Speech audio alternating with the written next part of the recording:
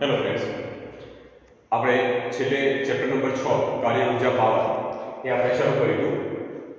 એમાં આપણે એક મુદ્દો મહત્વનો ભણ્યા હતા, કાર્યનું એક સૂત્ર પણ ભણી ચૂક્યા હતા કે કોઈ પણ પદાર્થ પર કાર્ય ક્યારે થાય.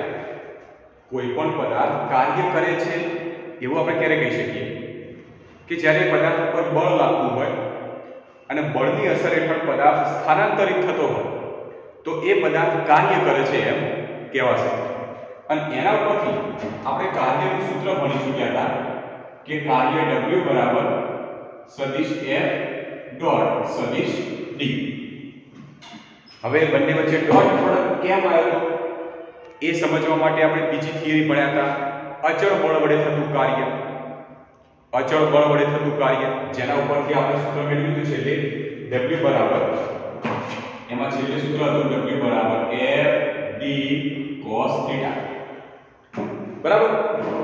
હવે નવી થિયરી આવે, નવો પોઈન્ટ લઈ લઈએ કે કોઈ પણ પદાર્થ પર થયેલ કાર્ય શૂન્ય ક્યારે ગણાય. કોઈ પણ પદાર્થ પર શૂન્ય કાર્ય ક્યારે થાય, કઈ એવી કન્ડિશન આવે, કઈ એવી પરિસ્થિતિ આવે કે જ્યારે પદાર્થ પર કાર્ય શૂન્ય થાય છે. તો મિત્રો આપણે આગળ સૂત્ર ભણી ચૂક્યા છીએ કે કાર્ય W બરાબર F ડોટ D અથવા તો W બરાબર F D cos θ. ચલો, કાર્ય શૂન્ય ક્યારે થાય? તો નંબર 1, જો પદાર્થ પર બળ લાગે પરંતુ પદાર્થ સ્થાનાંતરિત થતો ના હોય તો એનું સ્થાનાંતર શૂન્ય હોય તો કાર્ય શૂન્ય. બીજી વાત, જો બળ શૂન્ય હોય એટલે પદાર્થ પર બળ લાગતું ના હોય તો પદાર્થ પરનું કાર્ય શૂન્ય ગણાય.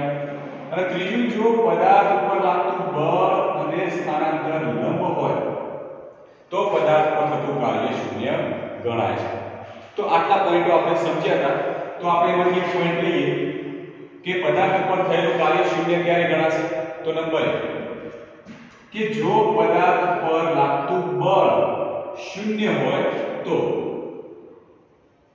જો પદાર્થ પર લાગતું બળ શૂન્ય હોય તો. ઘણીવાર એવી પરિસ્થિતિ આવતી હોય છે કે પદાર્થ ઉપર લાગતું બળ શૂન્ય હોય પરંતુ સ્થાનાંતર શૂન્ય ના હોય. શું એવી કોઈ તમે એ ઘટના વિચારી શકો કે પદાર્થ ઉપર બળ લાગ્યા વગર પદાર્થ સ્થાનાંતરિત થતો હોય? હા, એક કન્ડિશન છે. માની લો કે બહુ જ લીસી, એકદમ ચળકતી લીસી સપાટી લઈ લઈએ. હવે આ લીસી સપાટી ઉપર જ્યારે કોઈ પદાર્થ સરકતો હોય અથવા તો બ્લોક લઈ લો, ચલો એક તમે બ્લોક લઈ લીધો છે. આ બ્લોકને લીસી સપાટી ઉપર તમે સરકાવ્યો, શરૂઆતમાં તમે બળ લગાડ્યું છે, પરંતુ અમુક અંતર સુધી તમે એ બળની અસર અમુક અંતર સુધી રહે છે. પરંતુ જ્યારે એ બ્લોક જે છે લીસી સપાટી ઉપર જ્યારે સરકતો હોય છે ત્યારે સરકતા બ્લોક ઉપર કોઈ પણ પ્રકારનું બળ ગણાતું નથી. કોઈ પદાર્થ જ્યારે લીસી સપાટી ઉપર સરકતો હોય ત્યારે એના ઉપર લાગતું બળ શૂન્ય હોય છે, પરંતુ પદાર્થ સરકતો જતો હોય એટલે મતલબ સ્થાનાંતર થતું હોય છે. તો આવી સ્થિતિમાં પદાર્થ ઉપર લાગતું બળ તો શૂન્ય હોય છે, પરંતુ પદાર્થ સ્થાનાંતરિત કરતો હોય અને બળ શૂન્ય હોવાને લીધે કાર્ય W કેવું થાય છે?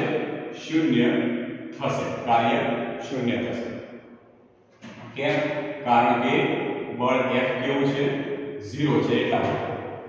ચલો બીજી કન્ડિશન વિચારો. ઘણીવાર એવું પણ થતું હોય કે કોઈ પણ પદાર્થ ઉપર તમે બળ લગાડતા હોય પરંતુ પદાર્થ ખસતો ના હોય એટલે સ્થાનાંતરિત થતો ના હોય. અને સ્થાનાંતરિત થતો ના હોય તો પણ કાર્ય કેવું થશે? શૂન્ય થશે. તો અહીંયા લખી શકીએ કે જો પદાર્થ પર બળ લગાડવા છતાં પદાર્થ સ્થાનાંતરિત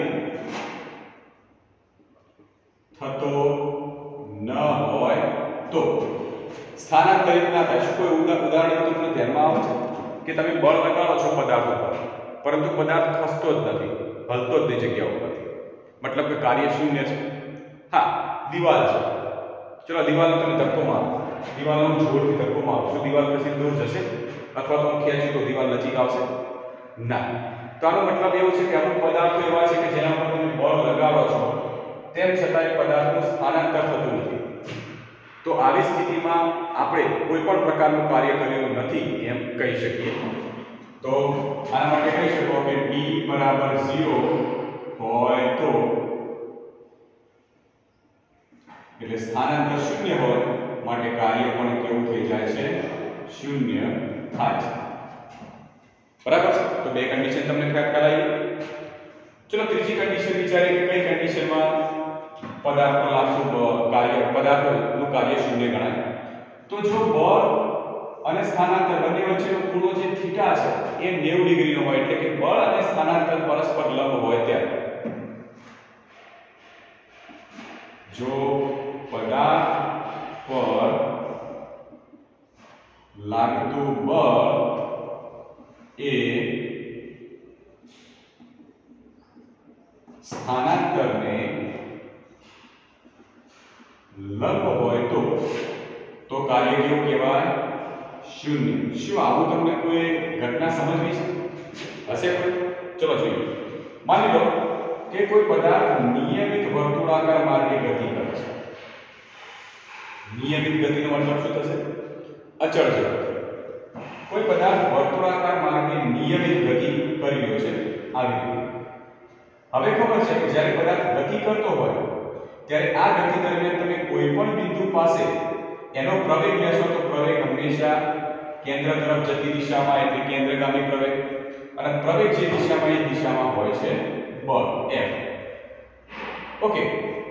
હવે આ જે પદાર્થ છે એ પદાર્થનો આ જગ્યાએ તમે બળ લીધું તો આ જગ્યાએ અહીંયા મળ્યું પણ આ બિંદુ પાસે જ્યારે તમે પદાર્થનું સ્થાનાંતર લેશો તો સ્થાનાંતર તમને મળશે આ દિશામાં એના સ્પર્શકની દિશામાં.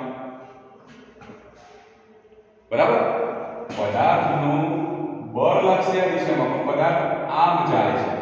આમ જતો મતલબ કે આ દિશામાં સ્થાનાંતર છે પણ આ બિંદુ પાસે સ્થાનાંતરનો જો ઘટક લઈશું તો એના સ્પર્શકની દિશામાં મળશે. તો સ્થાનાંતર આ દિશામાં બળ લાગે છે તો અહીંયા દેખાય છે કે સ્થાનાંતર અને બળ પરસ્પર લંબ છે. તો આ સ્થિતિમાં આ જે પદાર્થ ઉપર કોઈ પણ પ્રકારનું કાર્ય થશે નહીં.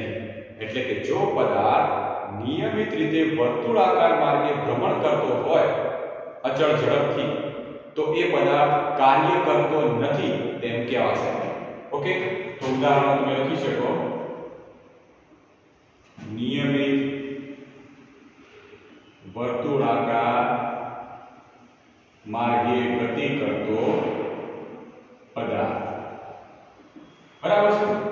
તો આ દિશામાં અહીંયા કાર્ય શૂન્ય કેમ મળ્યું? કારણ કે બળ F અને T બંને પરસ્પર કેવા હતા? લંબ. શું હજી કોઈ ચોથી કોઈ કન્ડિશન વિચારી શકીએ કે જેમાં પદાર્થ ઉપર થતું કાર્ય શૂન્ય મળે? કોઈ કન્ડિશન વિચારી શકે? હા. માની લો હું તમને એમ કહું, માની લો કે કોઈ પદાર્થ પડ્યો છે. આ પદાર્થ ઉપર બળ પણ લાગે છે અને આ પદાર્થ સ્થાનાંતરિત પણ કરે છે. તો શું આવી કન્ડિશનમાં પદાર્થ ઉપર થતું કાર્ય શૂન્ય ગણાય? તો પ્રશ્ન જવાબ એમ આવી છે કે હા અને ના પણ. હા તો ખબર છે તમને કે બળ અને સ્થાનાંતર થશે તો કાર્ય થશે. હવે ના પણ કેવી રીતે? તો સમજો. ધારો કે કોઈ બ્લોક છે, પથ્થર છે. એક પથ્થર પડ્યો છે. હું આ દિશામાં બળ લગાડું, પેલી દિશામાં બળ લગાડું. એટલે આ બાજુથી આમ અને પેલી બાજુથી આમ બળ લગાડું. એ જ રીતે બ્લોકને આ બાજુથી આમ બળ લગાડું અને આમ બળ લગાડું. તો શું એ બ્લોક ખસવાનો છે? એના પર બળ તો લાગે છે પણ પરિણામી બળ એનું શૂન્ય થઈ ગયું. જો કોઈ પણ પદાર્થનું પરિણામી બળ શૂન્ય થાય તો કહી શકાય કે તે પદાર્થ ઉપર કાર્ય શૂન્ય હશે. તો જો પદાર્થ પર લાગતા પરિણામી બળ પદાર્થ પર લાગતું પરિણામી બળ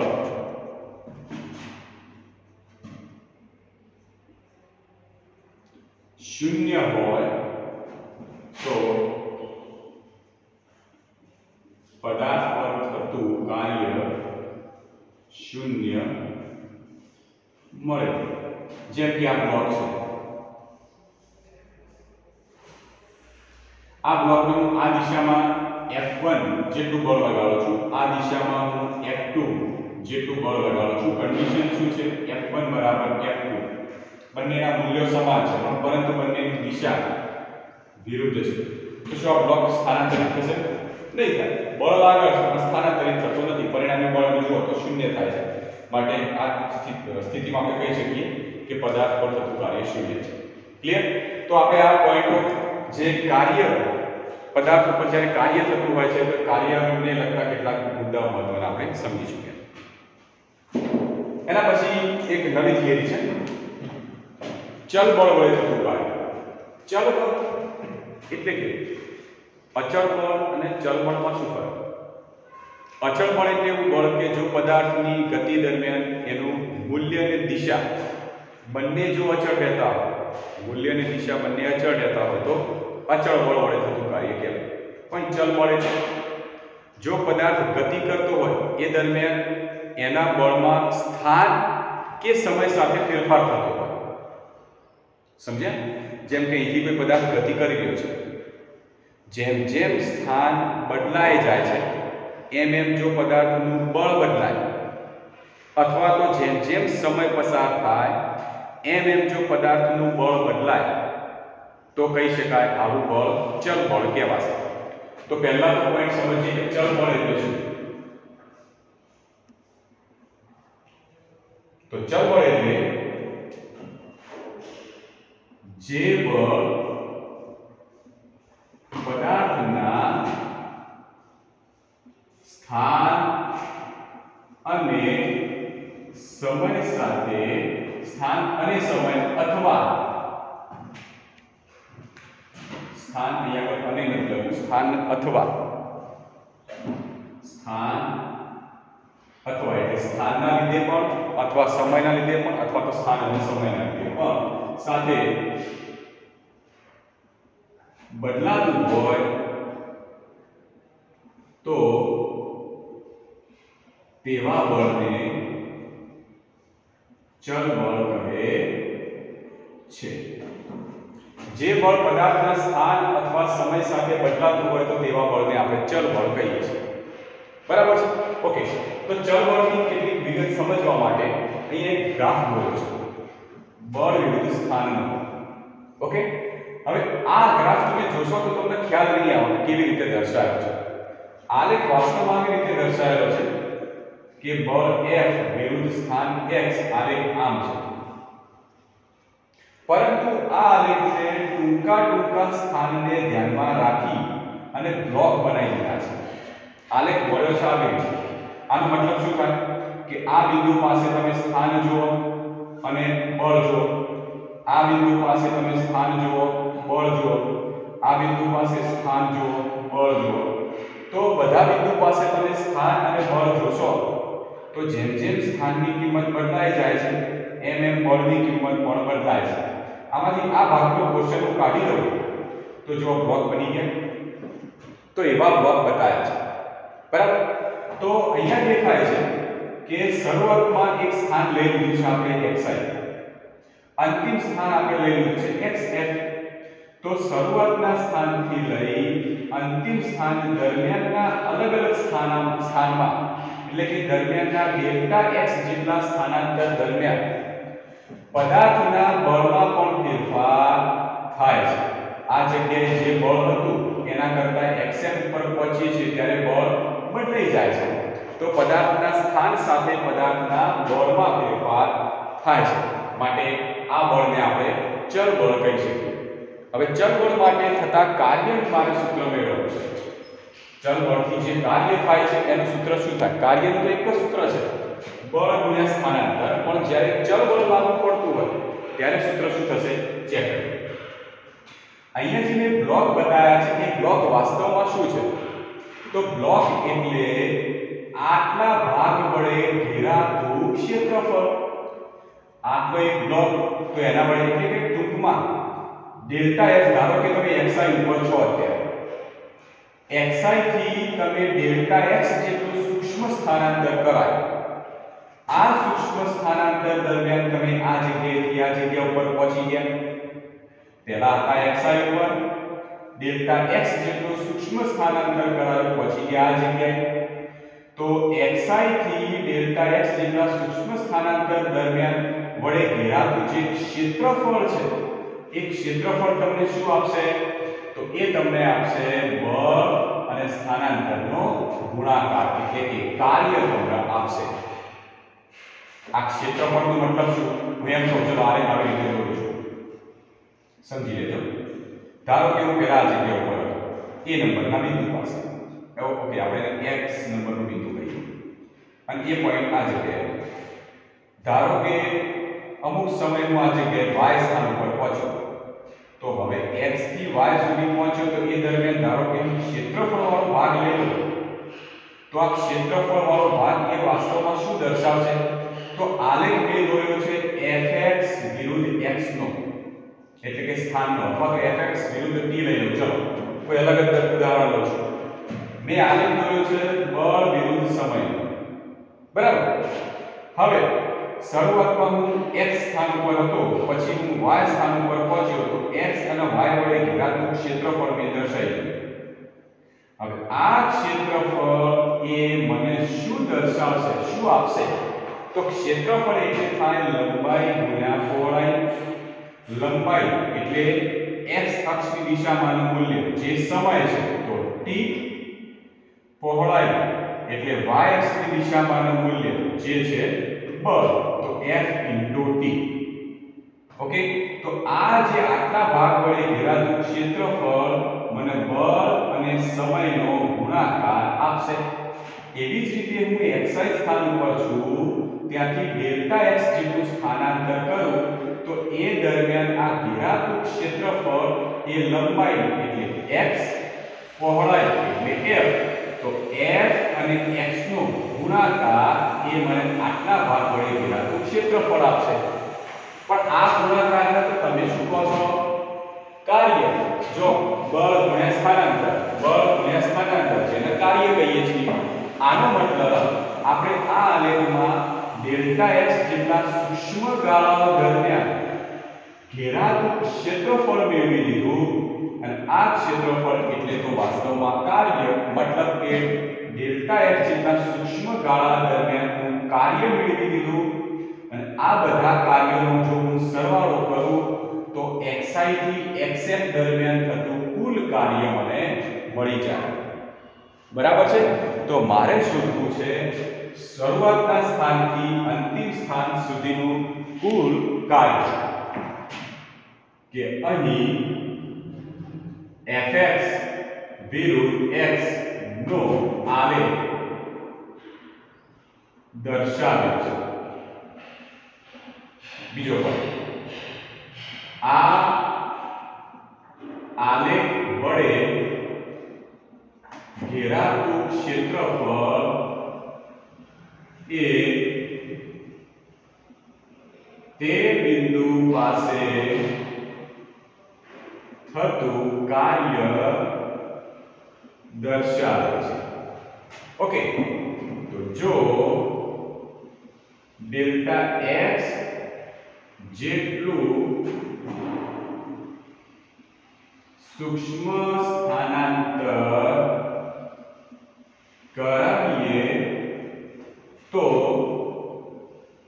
થતું સૂક્ષ્મ કાર્ય w અથવા તો ડેલ્ટા w, તમે w લઈ લો. ચલો w1 નામ આપી દો. w1 કાર્ય w1 બરાબર f1, એટલે કે આ દરમિયાન થતું કાર્ય એટલે f1 અથવા તો સોરી fx1 ઇન્ટુ સૂક્ષ્મ સ્થાનાંતર ડેલ્ટા x. આવા તમે ધારો કે બીજું ડેલ્ટા x જેટલું સૂક્ષ્મ સ્થાનાંતર કરાયું, તો એ દરમિયાન થતું કાર્ય અને એ દરમિયાનનું સૂક્ષ્મ સ્થાનાંતર x1 x2.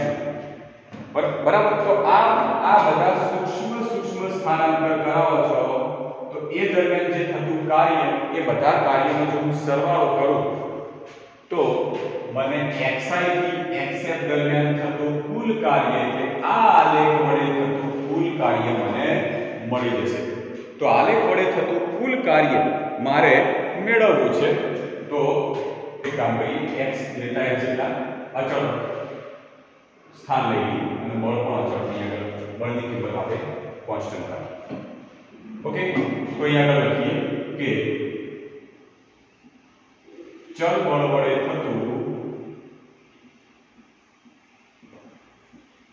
કુલ કાર્ય W બરાબર પહેલા વડે થતું કાર્ય, બીજા વડે, ત્રીજા વડે, ચોથા વડે, પાંચમા વડે, બધા વડે થતું કાર્યનો સરવાળો કરો એટલે એ સરવાળો થઈ જશે સિગ્મા સ્વરૂપે.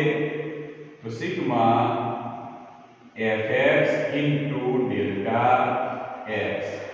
ઓકે, જ્યાં સિગ્માની લિમિટ તમે xi થી xl તમે કાર્ય ક્યાંથી ક્યાં સુધીનું ગણો છો?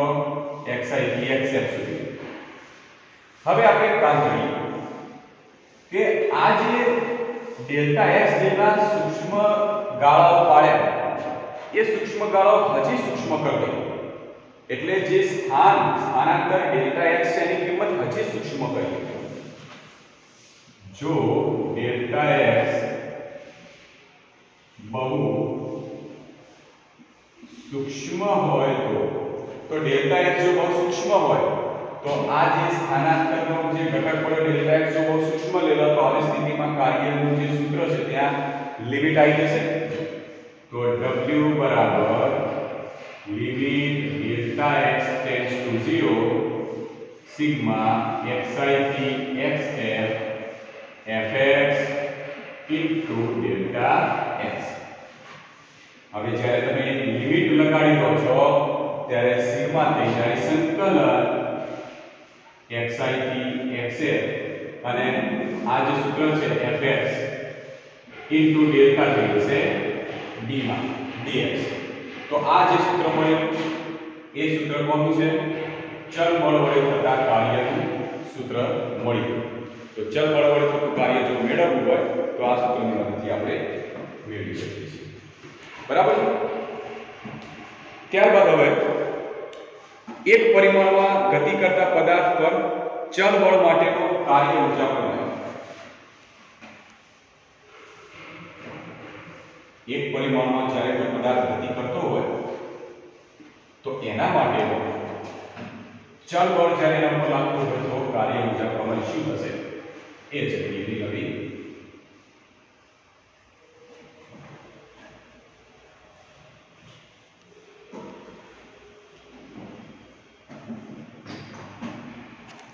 ટાઇટલ આ પ્રમાણે લઈએ આપણે. એક પરિમાણમાં ગતિ કરતા પદાર્થ પર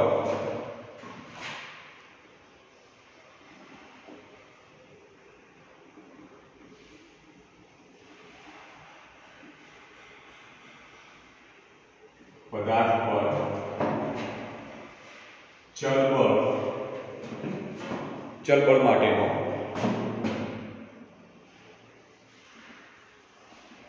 કાર્ય ઊર્જા પ્રમેય મેળવો. એક પરિમાણમાં જ્યારે કોઈ પદાર્થ ગતિ કરતો હોય તો એના માટેનો આપણે કાર્ય ઊર્જા પ્રમેય મેળવીએ. ઓકે, એક પરિમાણ એટલે તમે કોઈ પણ અક્ષ લઈ શકો, x y કે z કોઈ પણ અક્ષ લઈ શકો. તો આપણે કામ કરીએ કે પદાર્થ x અક્ષની દિશામાં ગતિ કરાવીએ. જે પદાર્થ ગતિ કરે છે એનું દળ સ્મોલ m લઈ લઈએ અને જે પદાર્થ ગતિ કરે છે એનો વેગ આપણે v લઈ લઈએ. તો અહીં x દિશામાં ગતિ કરતા પદાર્થનું દળ m અને તેનો વેગ v હોય તો તે પદાર્થની ગતિ ઊર્જાના સૂત્રનો ઉપયોગ કરીએ તો k બરાબર 1/2 mv². એટલે કે જો કોઈ પદાર્થ x અક્ષની દિશામાં m દળનું પદાર્થ પર v વેગથી ગતિ કરતો હોય તો એની ગતિ ઊર્જા કેટલી હોય છે? k બરાબર 1/2 mv². હવે આ જે સમીકરણ છે એ સમીકરણનું સમય પ્રત્યેનું વિકલન લઈએ. સમીકરણ 1 નું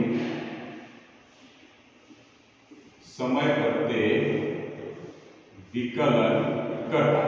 ઓકે, વિકલન કરી દઈએ તો ગતિ ઊર્જાનું વિકલન થાય dk બાય dt બરાબર d by dt 1/2 mv square. therefore dk by dt બરાબર 1/2 તો અચળ પદાર્થ જ્યારે ગતિ કરતો હોય તો એ દરમિયાન દળ પણ અચળ પણ હા વેગ બદલાઈ શકે માટે d by dt v square. therefore dk by dt બરાબર 1/2 m v square. d by dt v square નું વિકલન શું થશે તો v સ્ક્વેર છે માટે 2v ઇન્ટુ હવે શું વધ્યા dv upon dt. તો v સ્ક્વેર નું થઈ ગયું 2v અને વધ્યા એકલા v અને v નું થશે dv upon dt. therefore dk by dt બરાબર આ 2 તો કેન્સલ તો mv into dv upon dt. therefore dk by dt બરાબર અહીં આગળ આપણે આ જે કિંમત છે dv upon dt આગળ લઈ લઈએ m into dv ભાગ્યા dt into v. હવે m into dv upon dt એટલે તો થાય પ્રવેગ. તો dk upon dt બરાબર m a into v. આ v નું શું થશે dx upon dt પણ કહી શકાય v ને dx upon dt. હવે જો છેદના dt કાઢી નાખું કેન્સલ કરી દઉં તો થશે dk બરાબર m a અને ma બરાબર તો થઈ ગયા બળ f. તો f into dx क्या ખબર પડી ma બરાબર f ન્યૂટનની ગતિના બીજા નિયમ અનુસાર dt dt કેન્સલ તો dk બરાબર f into dx. આ જે સમીકરણ રહ્યું એને બંને બાજુ લિમિટ લગાવી. કઈ લિમિટ કે માની લઈએ કે પદાર્થ શરૂઆતમાં જ્યારે નીકળે છે જ્યારે ઉપડે છે ત્યારે શરૂઆતમાં એની ગતિ ઊર્જા k છે. જો પદાર્થની શરૂઆતની ગતિ ઊર્જા ki અને અંતિમ ગતિ ઊર્જા kf હોય તો આના દર લિમિટ લઈ દઈએ તો સંકલન કરીએ dk સોરી અહીંયા આગળ ઓકે dk લિમિટ લઈ લઈએ આપણે ki થી kf. ઓકે હા ત્યારબાદ પેલી બાજુમાં તો પેલી બાજુની અંદર તમને દેખાય છે કે અહીંયા તો સ્થાન તો ચલ બળ વડે થતું કાર્યમાં સ્થાન xi હતું ત્યાંથી આપણે xf ઉપર લઈ ગયા. તો આના જ્યારે તમે સંકલનમાં દર્શાવશો તો f into સંકલન xi થી xf into dx. બંને બાજુ સંકલન કરી પ્લસ લિમિટ આપી દીધી. therefore અહીંયા તો 1 into dk લખાય સોરી 1 dk નું સંકલન કરો એટલે થઈ જાય 1 અને 1 નું અહીંયા આગળ થશે k. અહીંયા 1 into dk છે તો આનું સંકલન કરો એટલે એકલા k થઈ ગયા તો a k મૂકી દીધા અને લિમિટ લઈ લઈએ ki થી kf બરાબર f m ના n. આમાં પણ 1 into dx છે સંકલન કરો તો એકલા x લિમિટ xi થી xf. હવે એકવાર k બરાબર kf લઈ લો અને એકવાર k બરાબર ki લઈ લો બરાબર f. અહીંયા પણ એકવાર x બરાબર xf લઈ લો અને એકવાર x બરાબર xi લઈ લો. therefore આ તો થઈ ગયા ડેલ્ટા k બરાબર f into આ થઈ ગયા delta x. therefore delta k બરાબર f into ડેલ્ટા x જેના આપણે કાર્ય w કહીએ છીએ. તો કાર્ય ઊર્જા આપણે સાબિત થઈ ગયું. પણ ચલ બળ વડે xi થી xf જ્યારે બળ કરીએ છીએ એ વખતે જ્યારે કાર્ય ઊર્જા પ્રમેય મેળવ્યો એ અચળ બળ વડે થતા કાર્ય વખતે જે કાર્ય ઊર્જા પ્રમેય મેળવ્યો હતો એ જ પ્રકારનું એનું સૂત્ર મળ્યું છે. બરાબર. તો આ જે થિયરી છે એ એક પરિમાણમાં જ્યારે કોઈ પદાર્થ ગતિ કરતો હોય તો એના માટે ચલ બળ વડે થતા કાર્ય એના માટે કાર્ય ઊર્જા પ્રમેય છે. હવે આ નિયમ જે છે કાર્ય ઊર્જા પ્રમેય એ વાસ્તવમાં ન્યૂટનની ગતિનો જે બીજો નિયમ છે, ન્યૂટનની ગતિનો બીજો નિયમ F = ma એના સંકલનનું સ્વરૂપ છે. આના માટેની કેટલીક મહત્વની બાબતો છે. પહેલું કે આ નિયમ એ ન્યૂટનની ગતિના બીજા નિયમનું સંકલિત સ્વરૂપ છે.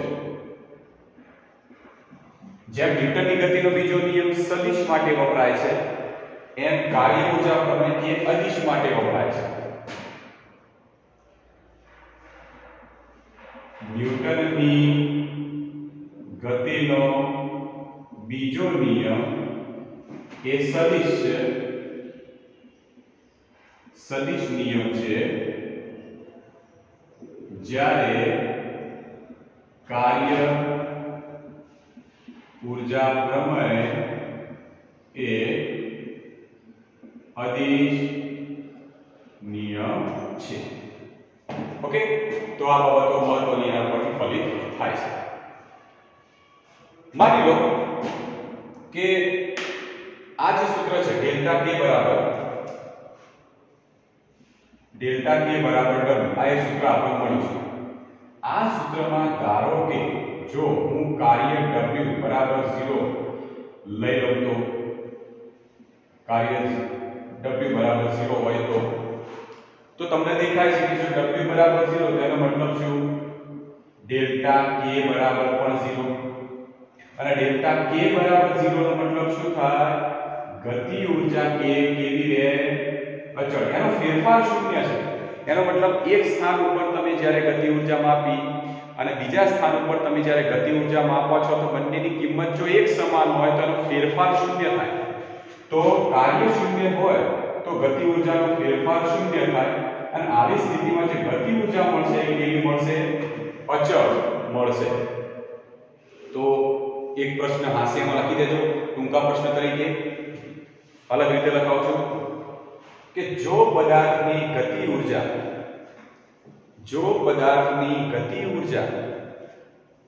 અચળ હોય